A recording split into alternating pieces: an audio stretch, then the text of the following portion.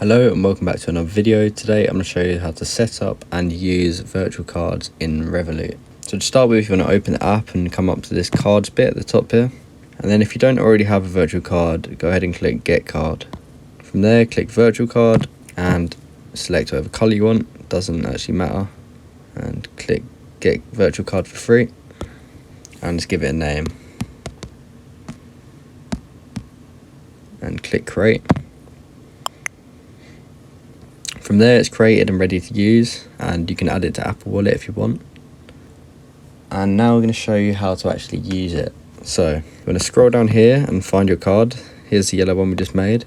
And now you can't see it because I'm screen recording, but when you type in this and put in your password, it will actually bring up the card details on the screen. So you can then use them card details to pay online if you want, or if you wanted to use this card to pay like you do with Apple Pay, you can simply add it to your wallet. Hope this video helps you. If it did, please like and subscribe, and thanks for watching.